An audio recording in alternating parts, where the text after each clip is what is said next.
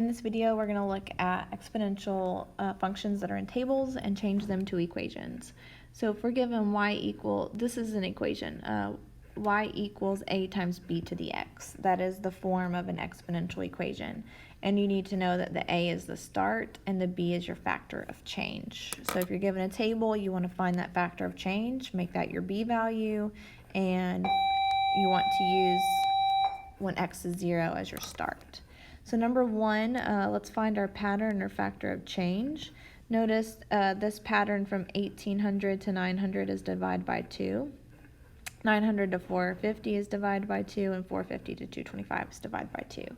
So if you're trying to write the b value for that, you can't put a number as divided by 2. So anytime you're dividing and want to identify that b value, think of it as multiplying by a fraction.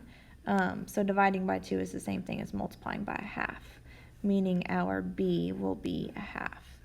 And we also have our start is when x is 0, so our a value here is 225. So recall that equation again, y equals a times b to the x power. Our a is going to be 225, and our b is 1/2, and we give that the power of x. So let's look at another example. Number 2. Our x's are going up by 1s, that's fine, and let's look for a pattern of change. From 300 to 900, 900 to 2700, 2700 to 8100, that looks like it's timesing by 3. So that means our b value is 3. And our a is our start, that's when x is 0, so our a is 300. So notice how that form is a times b to the x. That means our equation is a comes first, which is 300.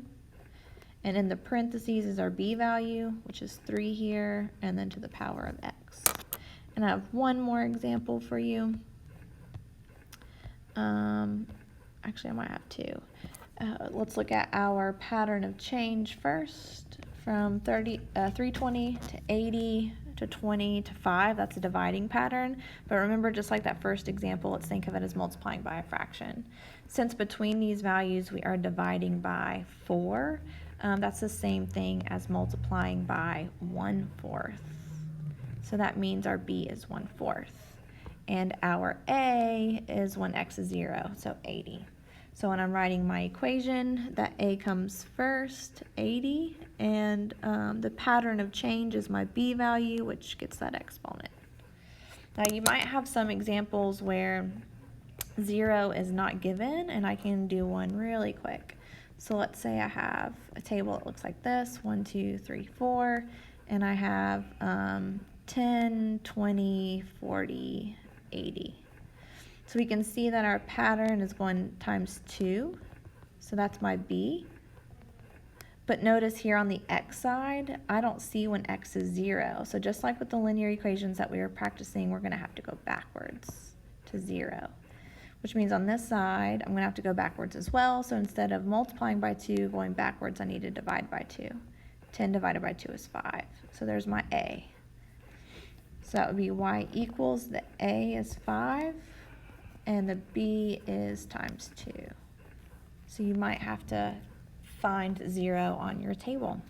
And remember, when you're writing these equations, the a is the number in front, the b, the factor of change, gets that exponent.